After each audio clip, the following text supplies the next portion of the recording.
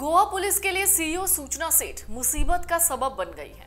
Goa police के किसी भी सवाल का जवाब सूचना दे ही नहीं रही, जिसके बाद पुलिस इस पशुपेश में है कि आखिरकार इसका हल कैसे निकाला जाए। पुलिस ने सूचना से कई सवाल पूछे, जिसमें पूछा तुमने अपने ही बच्चे का कत्ल क्यों किया? इस वारदात के पीछे तुम्हारा मकसद क्या था? आखिर ऐसा हुआ क्या कि तुमने इतना भयानक कदम उठा लिया? इसके साथ ही और भी सवाल थे। आखिर ऐसी क्या बात थी कि तुम्हें लगा कि बच्चे को मार देना ही इकलौता रास्ता बचा है? तुमने होटल के कमरे में देर तक लाश क्यों छुपाई?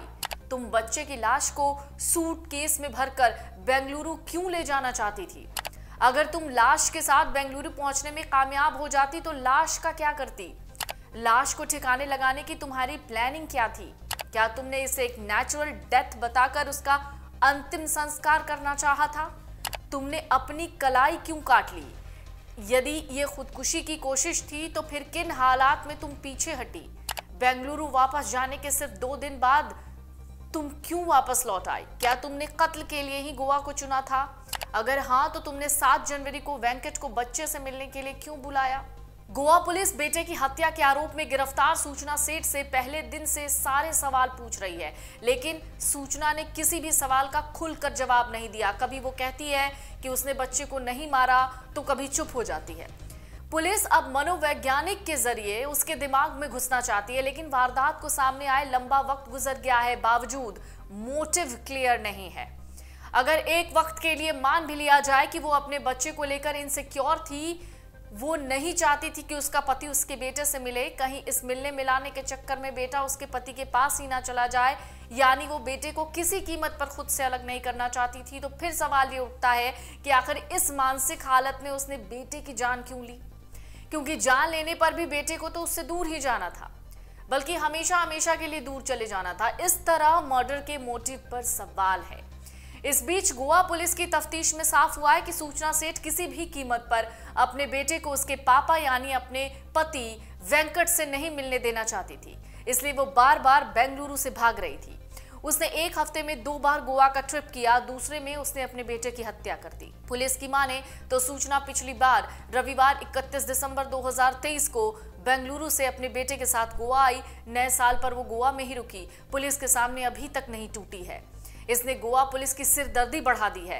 पहले 6 दिन की रिमांड पूरी हुई, अब 5 दिन में पुलिस को सूचना का पूरा सच सामने लाना है, यानी हत्या का मोटिव क्या था ये कोर्ट में बताना है। इस केस में रोज नए खुलासे जरूर हो रहे हैं, लेकिन पुलिस के सामने अभी भी सवाल हैं कि जो जस के तस बने हुए हैं। सूचना जिस शातिराना अंदाज में बेटे के कत्ल की पूरी वारदात दबाकर बैठी है, उसने पुलिस को हैरान कर दिया है। मामूली सी दिखने वाली सूचना ने अभी तक पुलिस के सामने हत्या की कोई बात नहीं कबूली। पूछताछ में सूचना ना तो घबरा रही है, ना ही उसने ऐसे संकेत दिए जिससे उस पर कोई भी शक और गहराए। पूछताछ में सूचना ने ऐसे कई बातें कही हैं जो उसे संगीन जुर्म से बचा सकती हैं, और पुलिस को इसी बात का डर है। पुलिस को सूचना की यही कही बात सता रही है कि सूचना बार बार पूछताछ के दौरान कह रही है कि उसने बेटे को नहीं मारा। सूचना के मुताबिक बेटा उसके साथ रात को जिंदा ही सोया, सुबह मरा हुआ मिला। वो अपने बेटे से अलग नहीं होना चाहती थी, इसलिए वो उसे अपने साथ घर ले जा रही थी। पुलिस सूत्रों का कहना है सूचना बार बार यही बात कह रही है कि वो लंबे समय तक बेटे के शव के साथ रहने की प्लानिंग कर रही थी। पुलिस अधिकारियों को डर है कि सूचना इस आधार पर कोर्ट में सजा से बच सकती है कि उसकी दिमागी हालत ठीक नहीं है। अगर सूचना अपने बयान पर कायम रहती है तो सूचना कत्ल के बाद भी कोर्ट में सख्त सजा से बच जाएगी। पुलिस सूत्र कह रहे हैं कि अब सूचना के साथ नई टेक्निक अपनानी पड़ेगी, मनोवैज्ञानिक एक्सपर्ट की मदद ली जाएगी। पुलिस का नया हथियार यही राज खोलेगा। सूचना ने अभी तक हत्या की बात नहीं कबूली, इसलिए उसे कोर्ट से 5 और दिन की रिमांड मिली। सूचना से सच उगलवाने के लिए मनोवैज्ञानिक तरीका अपनाया जाएगा, ये भी खबर सामने आ रही है। सूचना से पूछताछ के दौरान उसकी हरकतों और बोलने के तरीकों को भी गौर किया जाएगा, ताकि सच का पता लग सके कि सूचना कब सच बोल रही है, कब झूठ।